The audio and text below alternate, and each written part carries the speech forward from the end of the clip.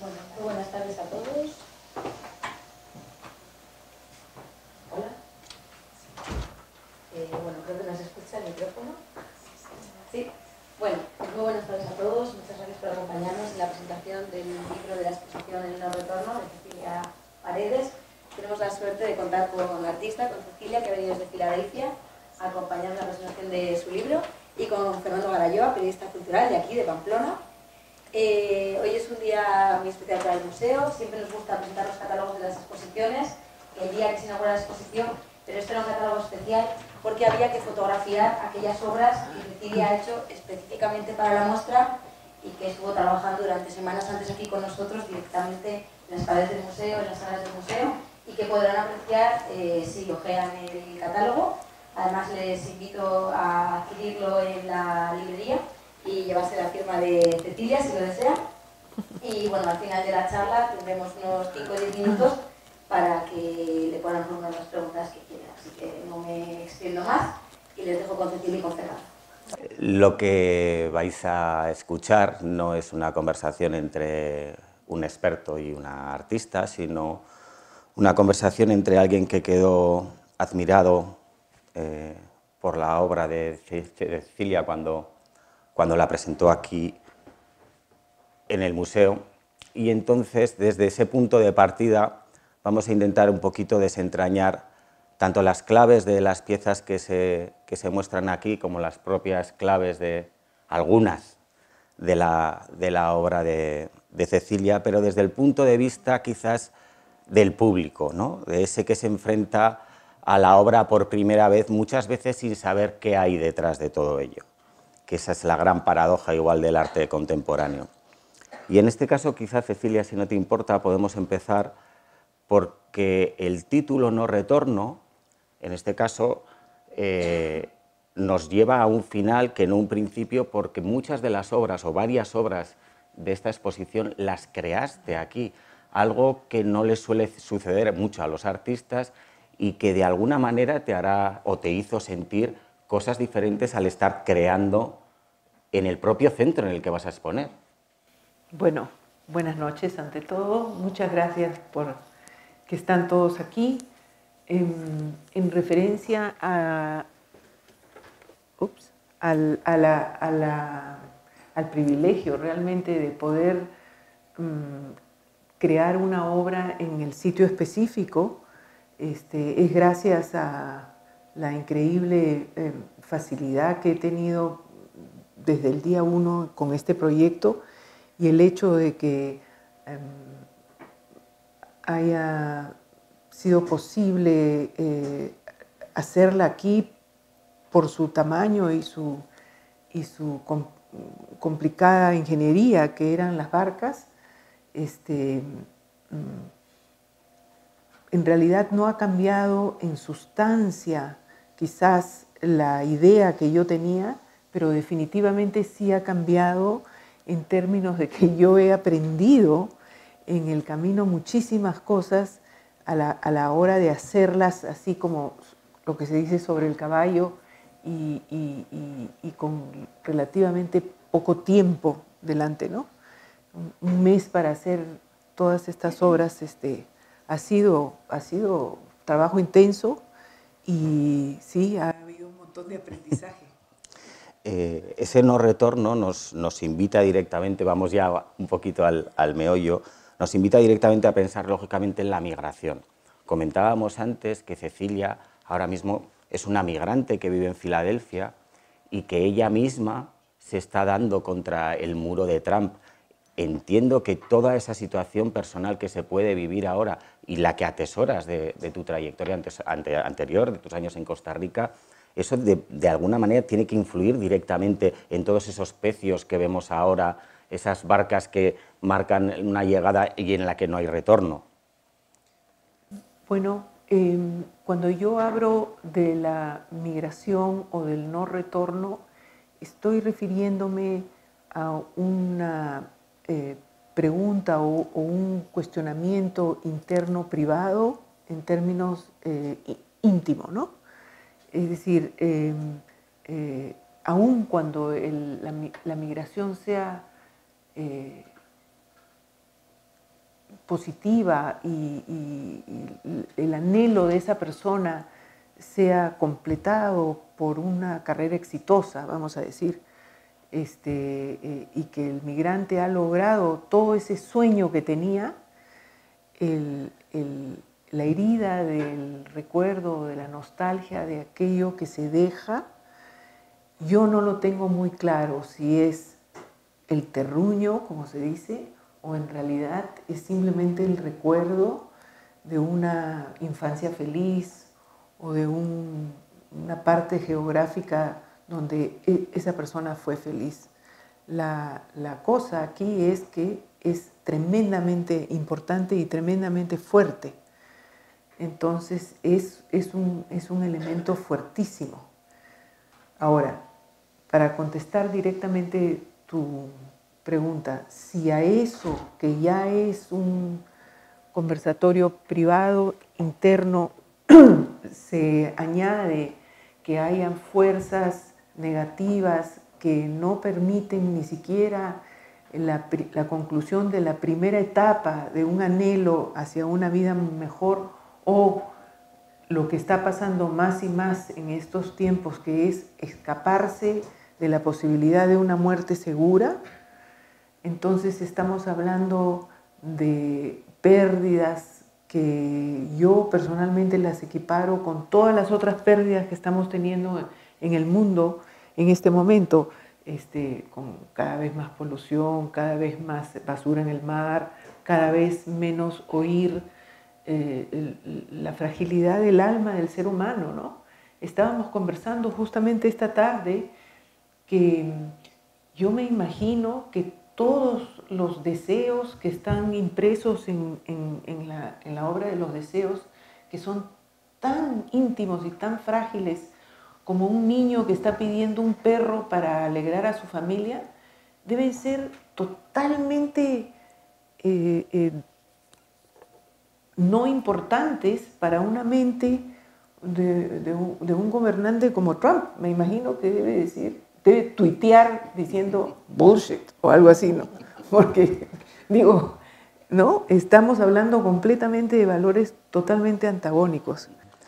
Precisamente comentábamos antes esos deseos, no sé si habéis visto la sala de los deseos, es una de las más espectaculares, son deseos que, si no me equivoco, recogiste de la urna de una iglesia, y a mí eso me despertaba dos curiosidades, te las comentaba antes. Una, si el hecho de que los deseos que tú recogiste a la hora de exponer estaban mediatizados por el entorno, y luego qué tipo de nexo común encontraste en ellos, porque comentabas algo así como que la mayoría de ellos eran pidiendo para alguien o por alguien, no por uno mismo. Bueno, en respecto a si el entorno cambia o transfigura el contenido de un deseo íntimo, fíjate que la respuesta la encuentro cuando tuve que exhibir los deseos en New Jersey y los tradujimos al inglés, y la curadora tuvo una genial idea, que es poner una fuente un mes antes donde el que visitaba la galería, no es una galería, sino es un... Gracias. Magic Touch. No es una galería, sino es un instituto. Se salta. Él puso una fuente enorme donde podía la gente meter sus deseos. Y decía, al final, Cecilia va a incorporar sus deseos en los deseos existentes. Y para mi total sorpresa eran idénticos a los deseos del Perú. Idénticos. Todo el mundo quiere lo mismo. Que se sane su hijo enfermo, que su niño abandone su complejo, que fulanito que yo quiero ¿no? supere, y también para la persona individual, ¿no? Entonces, en ese sentido, sí, los deseos son universales, casi que no creo que sean sujetos.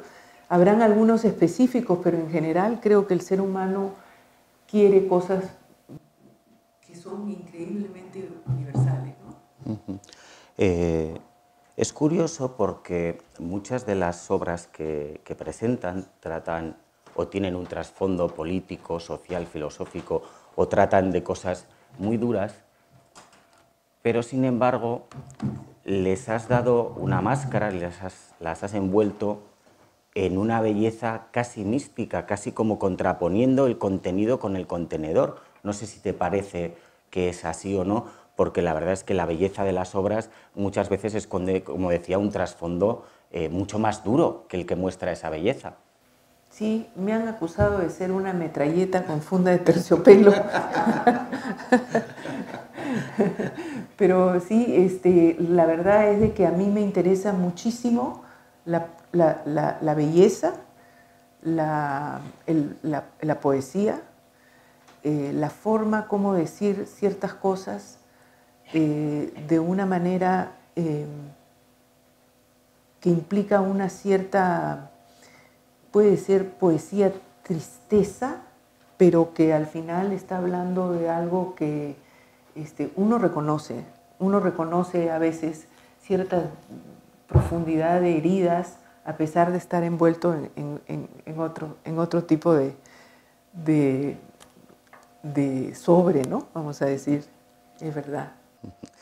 Hay una de las obras que a mí es, quizás, no sé, a la gente es la que menos no destaca tanto entre las demás, pero a mí me ha parecido especialmente intensa, que es la culpa en la que presentas a un ser humano colgado. ¿Cómo llega Cecilia a esa representación de la culpa, de esa persona que casi vive el dolor colgado en el aire? Bueno,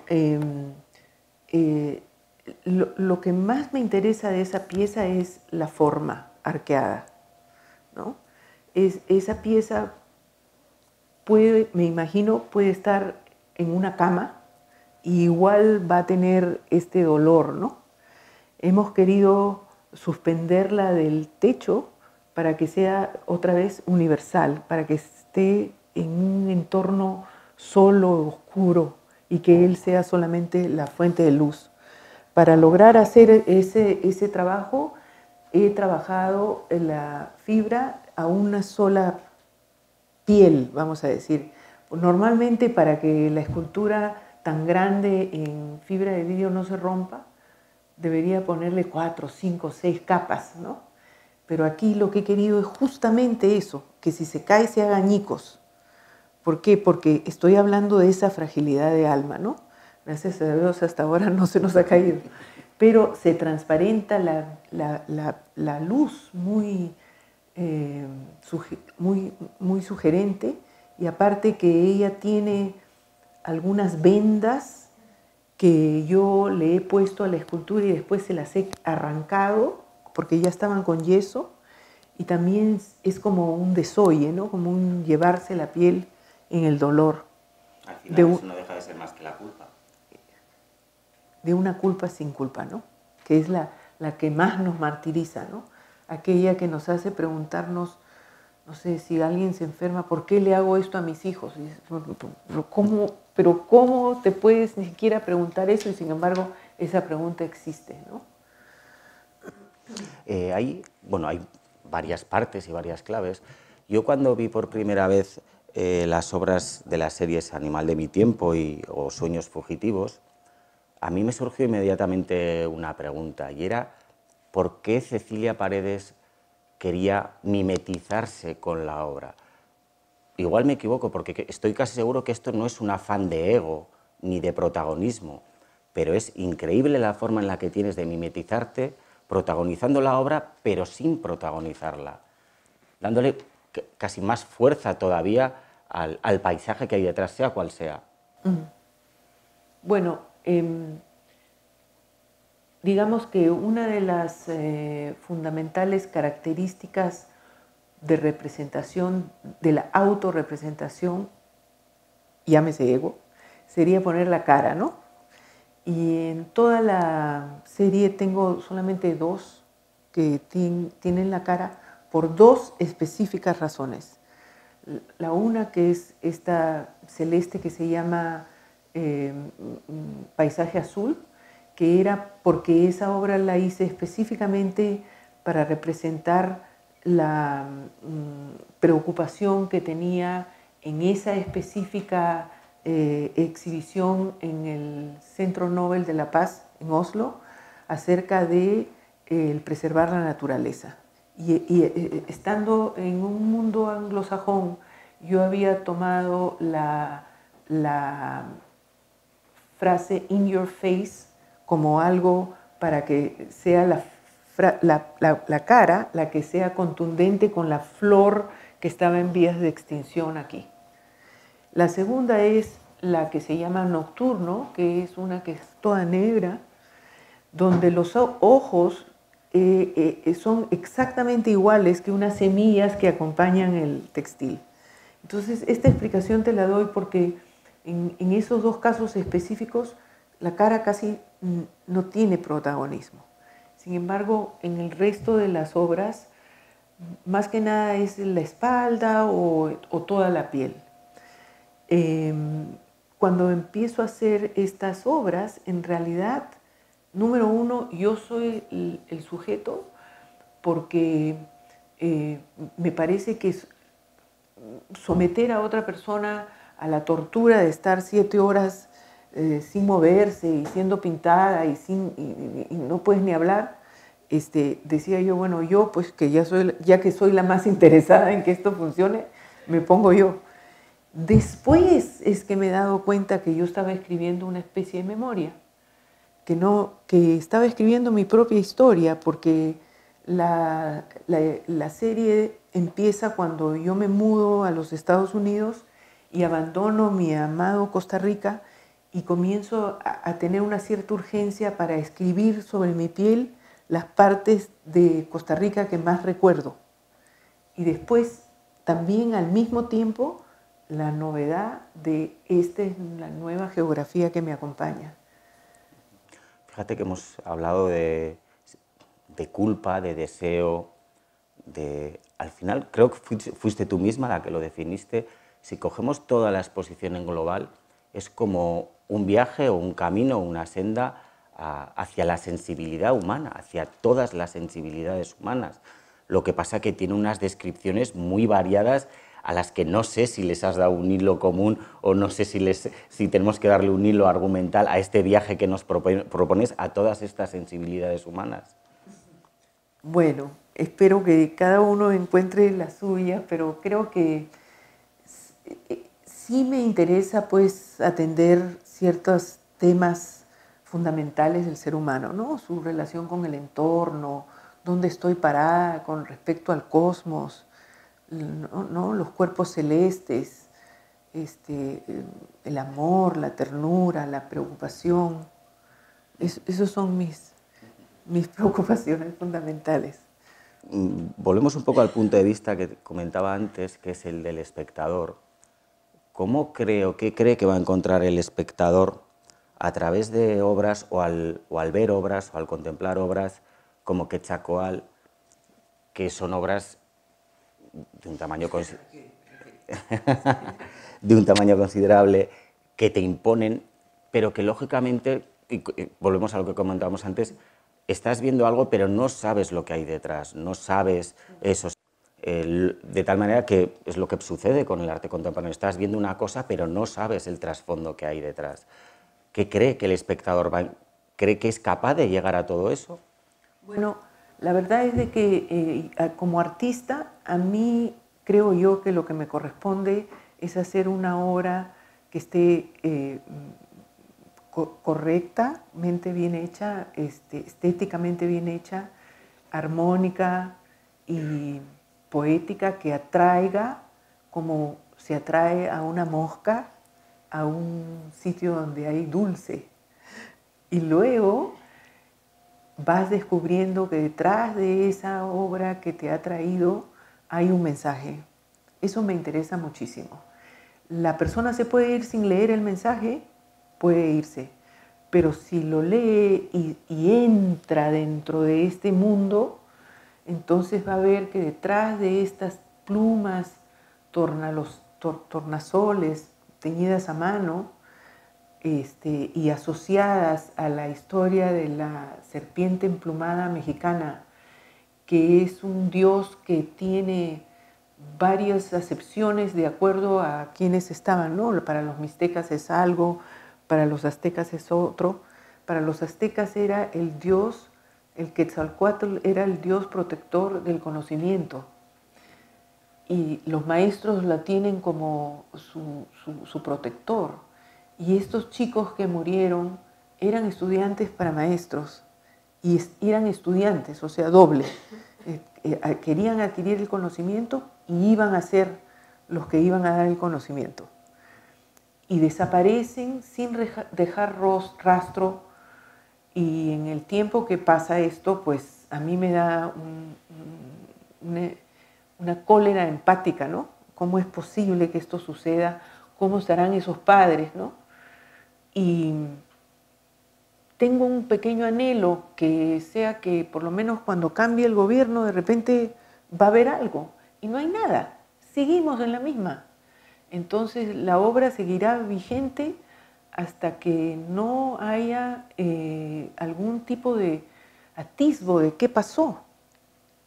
Pero me temo que es tan grande y tan terrible lo que pasó que no lo vamos a ver en nuestro tiempo. Entonces, este era un homenaje que yo quería hacer.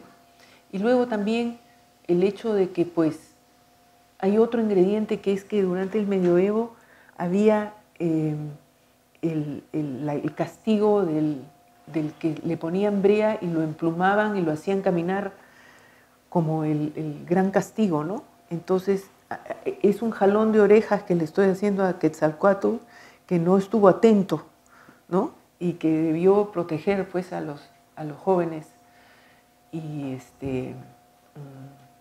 ahí dejo la obra, ¿sabes? No sé, me gustaría tanto que haya una solución y haríamos otra obra entonces triunfante y celebratoria. Es curioso porque me has dado un pie perfecto.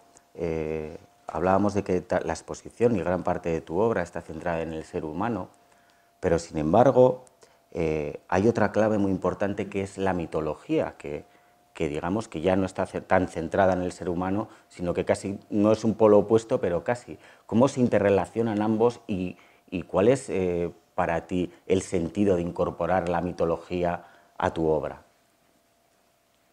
Bueno, para mí es una fuente inagotable de inspiración. La historia, la mitología, y me lo enseñó mi maestro Borges además. Entonces, es ahí una fuente inagotable, es como tener una bolsa de oro donde yo voy, saco algo, lo leo y lo proceso y digo, pues aquí está mi personaje. En todos los casos que yo he tenido la fortuna de leer y releer fuentes de mitología, siempre tengo una respuesta. Por ejemplo, vamos a ir a lo concreto, el mito de Dafne, que está en los pies que presento junto a las barcas. Primero que nada, la naturaleza protegiendo a la mujer, ¿no? El árbol que la convierte a ella en árbol, que le permite que ella se convierta en árbol para que ella pase desapercibida. Recientemente se acaba de descubrir que hay una cierta comunicación por las raíces de los árboles. O sea, árbol a árbol, a través de las raíces, se comunican, sobre todo cuando hay peligro, cuando hay fuego cercano, cuando hay falta de agua. Y esto es un dato científico. Entonces, si yo tomo mis mitos y la ciencia, y ahí está, ya la creación de una obra, ¿verdad? Ahora esta idea de los árboles comunicándose ya a mí me hacen volar a ver qué cosa sale. Pero sí, la mitología es una... Y además habla la verdad, porque si yo quiero mover lo que es el peligro inminente de una mujer que está sola caminando, ya es una realidad concreta, eso pasa. No podemos olvidarnos que dentro de la exposición hay un gabinete de curiosidades que es muy especial, al margen de original, presidido por una gran bóveda azul, en el que, digamos, no cabe de todo, pero hay mapas, hay dibujos. No sé si esto es una especie de pequeñísimo cajón desastre, o qué has querido conjuntar ahí, o a qué has querido dar cabida bajo esa bóveda azul. Bueno, esa es la sala que fue la última sala que yo decidí en mi proyecto, y la decidí después de la visita, la primera visita que hice aquí, porque es mostrar mi mundo privado, ¿verdad? O sea, estoy abriendo mi closet y les estoy enseñando todo lo que me conmueve y me mueve. Entonces, es, creo, de una intimidad que me atrevo a mostrar porque me sentí muy cómoda aquí. Entonces, presento las cosas que a mí me maravillan, como unos nidos y algunas plumas o agujas de puercoespín y tal, pero también como punto de partida de todo lo que está en las paredes, ¿no? Que son dibujos y juegos de impresiones con elementos que son de mi preocupación, como los cuerpos celestes. Y además porque tuve la suerte de que aquí habían 2 urnas perfectas para ponerlas. Entonces aprovechamos de utilizarlas para la exposición. Como comentabas antes, vuelve a resultar curioso porque con lo cuidadosa que es Cecilia Paredes, con la intimidad del resto de las personas, sin embargo aquí esa comodidad es la que ha hecho mostrarnos tu intimidad con la que eres absolutamente respetuosa con todo el mundo. Bueno, para que veas que me siento en casa. Sí, me he sentido muy en casa, muy contenta y con ideas peligrosísimas de venir a vivir a Pamplona, de lo bien que me he sentido. Y no estoy bromeando, ¿ah? O sea que esto no va a ser un no retorno, sino va a ser un retorno. ¿Quién quita? ¿Quién quita? No podemos olvidarnos que estamos en la presentación de un libro, de un catálogo. Esto yo creo que va más allá de un catálogo, tanto por el contenido que recoge de las obras como por los textos que la verdad abren mundos muy diferentes respecto a las propias creaciones.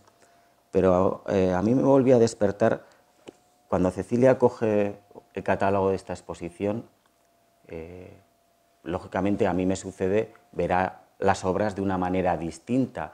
No sé si es como esa pequeña zanahoria que le enseñas al caballo para que llegue a la meta, en el buen sentido de la palabra, que sea como el gancho que puede hacer que más gente se acerque a tu obra, o lo consideras como una obra en sí misma. Bueno, curiosamente, precisamente hoy venía conversando con Fieta en el tren sobre este tema y me estaba comentando que una de las virtudes de un hermosísimo catálogo o un hermosísimo libro es que puedes ver con más detenimiento las obras. Cuando está bien hecho, ahí tienes la obra y la puedes ver una y otra vez, ¿no? Entonces, si de alguna manera eso es una invitación a venir a ver la exposición, estoy segura que sin duda lo es, pero es el documento más precioso, el libro con las obras que estuvieron aquí impresas, donde uno puede visitarla otra vez, ¿no? Eso creo que es lo que más uno agradece. Bueno, esto es un diálogo, pero también está abierto a las preguntas que queráis formular, así que si alguien tiene alguna pregunta, este es el momento. Y si no, seguiremos charlando. ¿Nadie se va a atrever a preguntar nada? A mí, personalmente, bueno, podemos hacer esto, ¿no? Que cuentes un poco esa historia. Ok. Bueno,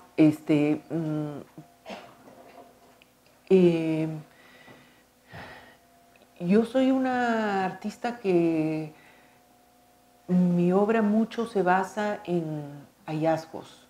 Yo siempre estoy buscando qué puedo encontrar donde vaya, que puede ser un punto de partida de algo.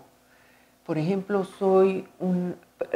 voy a los mercados de pulgas y voy a 2 o 3 al día, ¿eh? O sea, no a día, sino el día que voy, que es los sábados, voy a 2 o 3. Tengo gente que ya sabe más o menos lo que quiero, y cuando tengo temas también, ¿no? Estoy buscando cajas de terciopelo raído y vámonos, ¿no? Por semanas, y entonces así.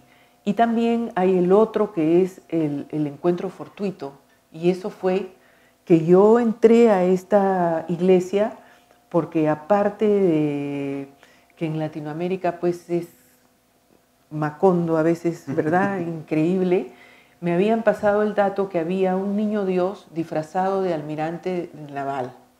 O sea, era una estatua de este tamaño con el uniforme perfecto, galones, charretera, botón, todo, en un niño Dios de ese tamaño. Y yo me moría por ver esta maravilla, y ahí fue que entré, y todas las urnas de todos los santos tenían hasta arriba los deseos, y se veía porque eran urnas transparentes, y ahí, ¿no? Como eran las 9 de la mañana, había solamente un sacristán ahí, que le pregunté, pero ¿cómo, cuando están llenas, cómo haces? Y me dijo, bueno, las botamos los sábados. Entonces, cuando me ha visto el interés, me ha dicho, bueno, las bendice el cura, pero las botamos. Entonces le digo, pero yo quisiera, bueno, entramos en una negociación y me las vendió. Y primero me había dicho, traes unas bolsas el día que las botamos y que el cura no vea. Y le digo, mejor tú traes las bolsas, yo te pago ahorita y hacemos la negociación y listo.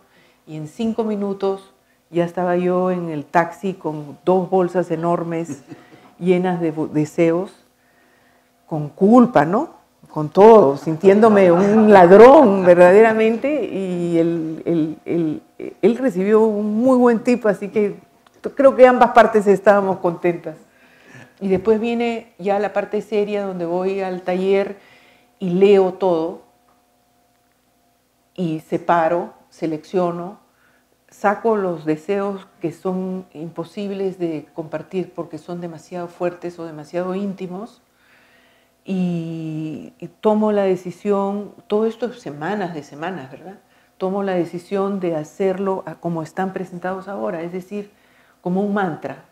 La primera vez no quiero mostrarlos, y hago una suerte de doblez de origami para que medio que no se lea.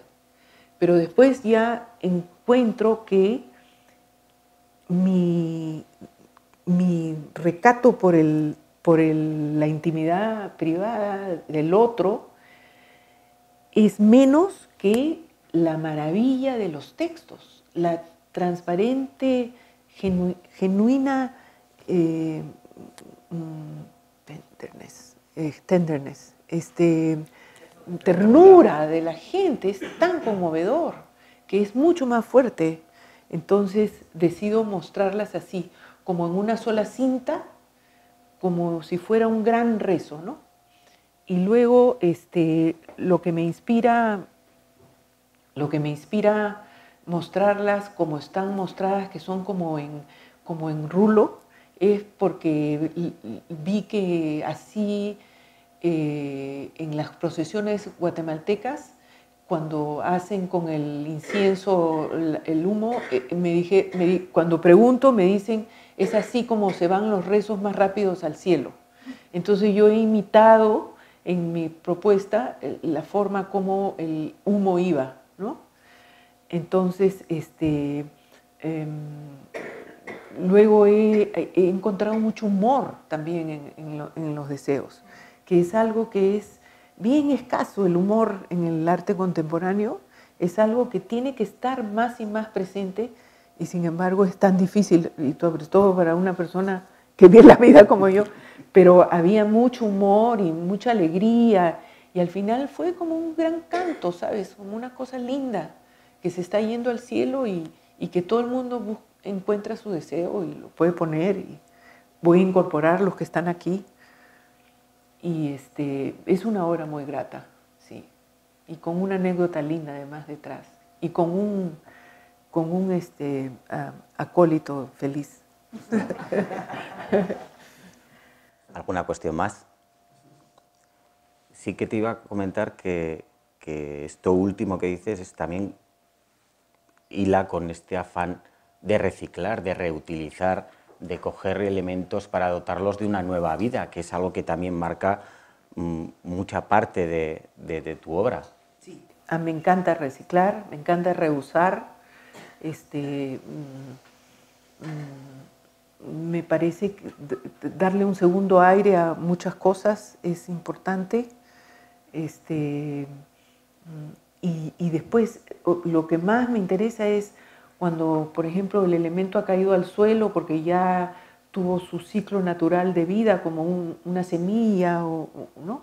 O un fruto seco, y luego ese fruto yo, por ejemplo, lo cozo y hago un traje con él, entonces tiene como su segunda parte de vida, ¿no? Ahora es un fruto seco que como fruto no sirve, pero como un vestido es maravilloso, ¿no? Entonces me gusta eso. Ese reciclaje que además, como comentabas, vas a utilizar los deseos que la gente deje aquí. ¿Eso va a hacer cambiar la obra o le va a dar otra forma o va a mantener la misma forma simplemente alargando ese mantra? Voy a pensarlo. Sí. Una cosa que también quiero agregar, hay un valor además en Latinoamérica y en países de extrema pobreza, hay un valor bien significativo cuando yo les digo a los jóvenes, podemos hacer arte sin plata, sin dinero, buscan en el suelo y empezamos ahí. Yo he dado talleres en Cuba y en Nicaragua en ese sentido y se abren puertas maravillosas porque la gente se predispone con el iPhone y esto, ay, necesito plata para comprar témperas y necesito... No, un momentito, también podemos tejer y empezar a tejer con las hojas secas del suelo. Y ha sido muy exitoso hacer eso porque abres puertas para gente que no tiene nada, nada. Entonces eso también es bien importante para el que tenga el afán de hacerlo en otras partes, ¿no? Es bien conmovedor. Ah, sí. Bueno, el del coral es que también fue un fin de semana que me invitaron a la playa en Panamá y había habido un temporal y la playa estaba negra con los corales que había arrancado el mar y hasta ahí llegó el fin de semana porque yo compensé, esto es demasiado, esto es un regalo divino y comencé a recoger este coral que tuve que mandarlo además vía terrestre a Costa Rica porque el solo preguntar en el avión si podía subirlos, me contestaron si estaba loca. Entonces, todo esto fue transportarlo y luego coserlo en mi casa con mi mejor aliado, que es el cordón encerado, color marrón, que no se ve. Entonces, unir y volver a hacer esta suerte de criatura marina que está ahí colgando, flotando, que uno no sabe qué es, ¿no? Y con respecto al manto de la seda, fue en un viaje a India que hay unos mercados paralelos a los mercados. Todo en India es como en las castas, ¿no? Entonces, este es el mercado oficial, tú no perteneces a esto, tú no puedes vender aquí. Y estamos hablando de vender en el suelo, sino tienes que vender más allá. Y se arman otros periféricos y a veces hay dos señorcitas pobrísimas más allá vendiendo cacerolas viejas con hueco, pero alguien la necesita, ¿no? Y hay estas señoras que estaban vendiendo los retazos que le cortan a los saris cuando han entrado al templo y salen y ya no pueden volver a entrar porque ya tocaron el suelo. Y esos retazos son los que están ahí. O sea que son cera impura, ¿no? Que además no funcionan con los hombres, por ejemplo. Los hombres pueden tener su propio pantalón y tocar el suelo, no pasa nada. Pero las mujeres sí, entonces es también un asunto de cómo se ve a la mujer en sociedades patriarcales, ¿verdad? Donde la menstruación es considerada impura. Si das a luz, una serie de cosas como para un detente, ¿no? Y esto del ruedo, pues a mí me pareció volver a recuperarlo del suelo y ponerlo en un estatus de manto casi sagrado ahí, ¿no? Entonces la iluminación que le han hecho es absolutamente perfecta porque contiene todo el misterio, ¿no? ¿Mío? Ah, mira, no he colgado mi deseo en la obra, fíjate qué interesante, pero voy a hacerlo. Y con respecto a la otra pregunta, pues yo tengo me parece, creo, que yo tengo un pellejo un poquito duro. Tengo normalmente una disposición más bien jovial, pero eso no quita que no haya pasado por cosas bien oscuras, pérdidas, etc. Entonces eso creo que si superficialmente te podría contestar sí, hay algunas partes donde yo estoy comentando ciertas cosas que han sido personales o por lo menos personales a nivel patria, como ser peruana, por ejemplo. Ser peruana implica, siendo mujer, una serie de cosas que me revela, ¿no? Por ahí, por ejemplo, hago el vestidito de plumas como diciendo quiero que tengan las niñas alas para volar desde niñas. A mí personalmente no me ha pasado eso, he tenido la fortuna de tener padres que me han dado más bien alas, pero he visto que es una condición casi esperada, que las mujeres no vayan a hacer sus propios sueños, sino que más bien se queden, ¿verdad? Entonces sí hay algunas cosas que me tocan de manera, como sudamericana, de manera muy fuerte y hablo de ellas, ¿no? Sí. Me toca un papel muy ingrato. Primero, agradecer muchísimo que hayas venido. Agradecer a Cecilia que haya venido desde Filadelfia para estar con nosotros, poder decir que ha hecho su libro y otra vez hablar de las vías de acceso a su trabajo. Pero también esta parte que es un poco de aguafiestas, es decir, no hay preguntas, porque hay otra fiesta, que es que van a bailar tres maravillosos artistas, entre otras cosas, van a bailar en el espacio creado por Cecilia, que nos van a permitir otro acceso más a su trabajo, más allá de la palabra, movimiento.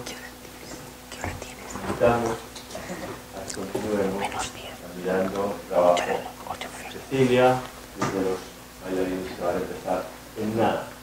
Se nos ha pedido que hiciéramos un pequeño, breve espacio para poder hacer la transición y que estemos tiempo, que seamos silenciosos, que podamos abandonar la sala antes de ser muy silenciosos. Yo creo que con un atronador nos vamos a parar.